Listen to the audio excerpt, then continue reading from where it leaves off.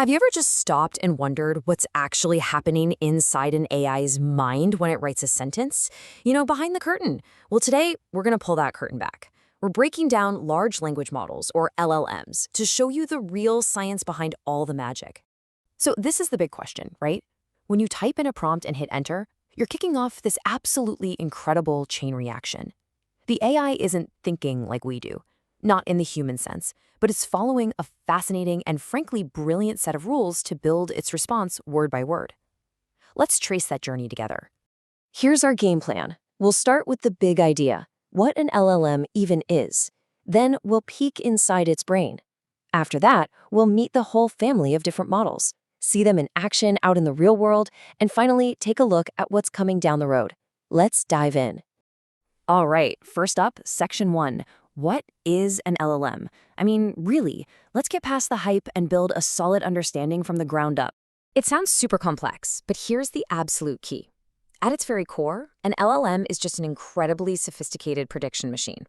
After being trained on a mind-boggling amount of text, we're talking huge chunks of the internet.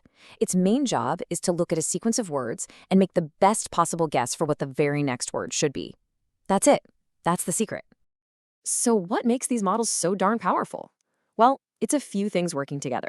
First, this scale is just massive. Trillions of words. It's like they've read a library bigger than any human ever could. This allows them to generalize, to tackle problems they've literally never seen before. And because of that, they get a really deep sense of context, which lets them create text that is unbelievably human-like. Okay, section 2. Now for the really cool part. We're going inside the AI's brain to see how it turns our simple words into complex, meaningful responses. So when you send a prompt, how does an LLM actually read it? It's a 3-step dance. First is tokenization. Your sentence gets broken down into little pieces called tokens. Just think of them as Lego bricks for language. Step 2 is embedding. Each of those Lego bricks gets turned into a long list of numbers, a vector. This is how the computer can mathematically understand a word's meaning and its relationship to other words. And finally, the real magic happens, the transformer. This is the architecture, the brain, that analyzes all those numbers and figures out how all the words relate to each other. And this brings us to the big breakthrough concept called attention. The best way to think of it is like a really sharp student in a classroom. They know which words in a sentence are the most important for understanding the overall meaning. For example, in the sentence, "The robot picked up the red ball because it was heavy," the attention mechanism instantly figures out that it refers to the ball and not the robot. That ability to weigh the importance of every word in context is what makes modern AI so incredibly smart. This brings us to how these models actually learn, which happens in 2 stages. First, there's pre-training. Think of this as the AI spending years reading that giant library, learning all the grammar, vocabulary, and cultural context of a language. It's building a huge general base of knowledge. Then comes fine-tuning. This is like taking all that general knowledge and going to law school or medical school. You specialize. You learn a very specific skill, like how to interpret legal documents or summarize patient notes. Okay, moving on to section 3. It's really important to get this. LLM isn't just one thing. It's a whole family of different models, and each type has its own special talents. You can group most of them into 3 main blueprints. You've got decoder-only models like GPT-4. These are pure generators. They're amazing at creative writing and chatbots because they build their responses one word at a time. Then you have encoder-only models, like BERT. These guys are all about understanding. They look at a whole sentence at once, which makes them perfect for stuff like figuring out if a movie review is positive or negative. And finally, you have encoder-decoder models, which do both jobs. They read and understand an input and then generate a new output. This is exactly what you need for things like language translation. Here's a super simple way to think about it. A decoder-only model. It's a storyteller. You give it an opening line, and it just starts weaving a tale one word after another. An encoder-decoder model, on the other hand, is like a translator. It absolutely has to read and understand the entire English sentence before it can even begin to write the French version. One generates, the other transforms.